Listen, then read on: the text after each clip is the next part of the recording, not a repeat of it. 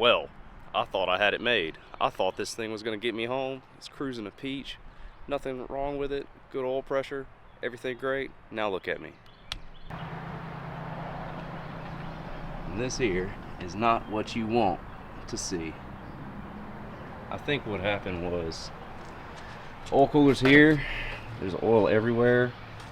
I think the oil cooler has a split in it or something. It's really wet right here, and the whole core support and everything's raining oil. So lucky enough for me, this happened about an hour and a half from my house, so I was able to call my dad. He's here now. We're gonna get on the trailer, get this thing back home, get it fixed up.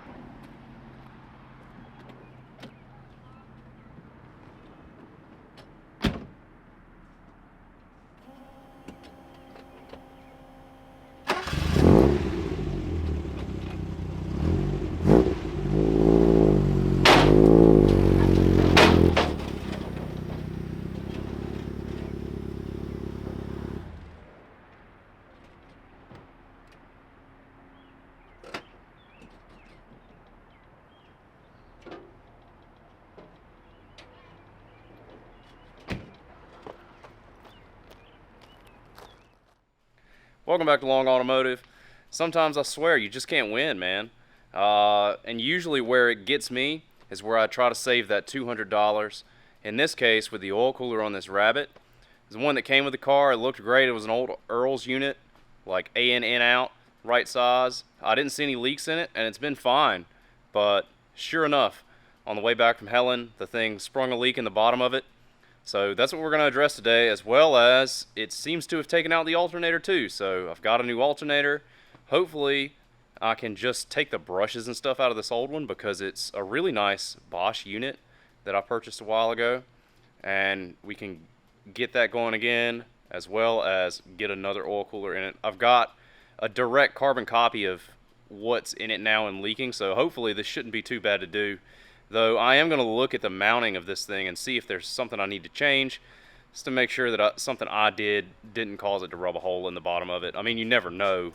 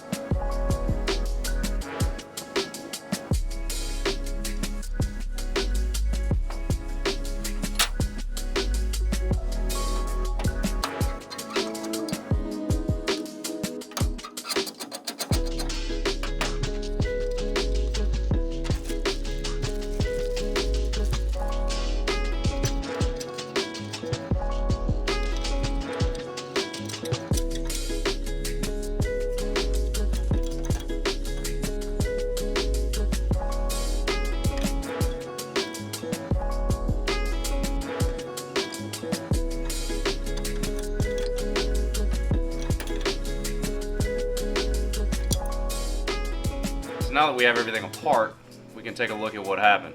Well, this oil cooler came with this car.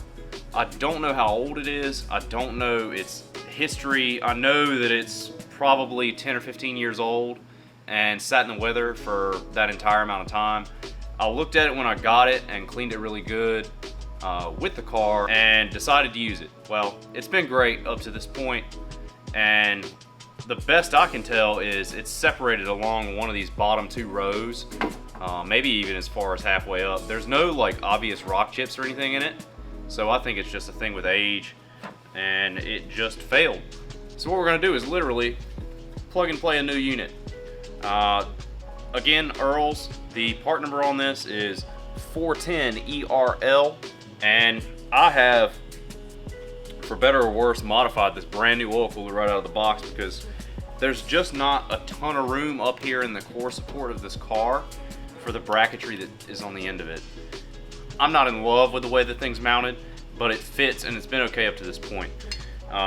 The way I have it mounted is I made 2 of these little cups here out of steel, and they just kind of sandwich it top and bottom and keep it from going anywhere. And I have like some like Buna-in rubber sheet that I glue in here just for like a kind of a dampening and to give it a little bit of compression so it doesn't wiggle around so much. Now, not the best way to mount this, I know, but I think for what I'm doing, it's just fine. So we're gonna put it back the way it was. And just kind of a tip for you guys, my personal preference. You can see this bracket here is this gold color. I use a copper-based weld-through primer whenever I can for things that you're not gonna see later, but you need to weld on top of. There's another product out there called Steel It that's pretty good, but I think these are best for me because they dry really quick. Steel It, while you can weld over it and it is black, it takes about 12 hours in my experience for it to flash off and cure to where you can be comfortable like lightly handling it. This is maybe an hour, and I just like that better. So this one's by U-Pole. There's another one by SEM that's a very good product as well. And then everything I do that's black, I use this SEM trim black. The entire engine bay in here is trim black. It touches in very, very nice if you need to come touch up stuff later. And it's really easy to lay down out of a rattle can or out of a spray gun. The only thing you need to keep in mind with this particular product is that the first coat needs to be very, very light and thin. And once that's tacky, you can lay it on like a more of a medium coat. But if you don't put on a thin first coat, it'll run like crazy.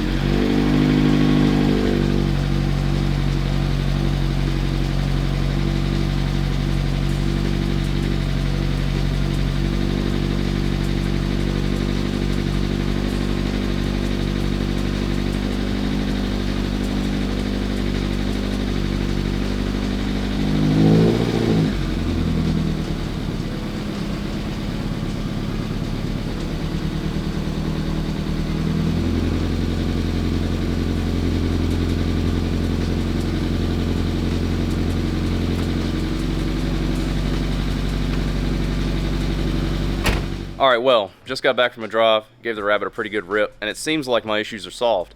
No more oil raining out from under the cross member, which is good, and I kind of figured the oil cooler was the only place that stuff would be coming from anyways, so, you know, win there, I guess, for solving a problem. But this is a little bit bittersweet for me because this is probably the last time you guys are going to see this car on this channel.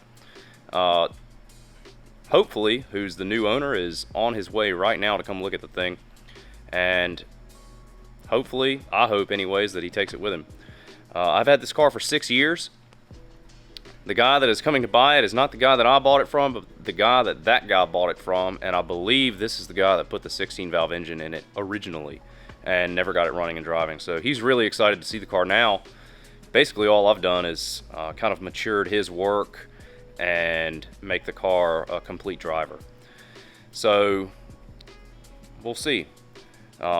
Maybe you're asking yourself why I'm selling it, because it's turned out to be a really good car now and it's a lot of fun now that I've finally fixed all the issues with it. Well, the reason is that 242 Volvo back there in the corner, and I promise that you'll be seeing a whole lot more of that in upcoming episodes, especially if this Rabbit sells, because I need a little bit of cash flow to get that thing going and execute all the plans that I have for it. But in the meantime, stay tuned. Thanks so much for watching. See you next time.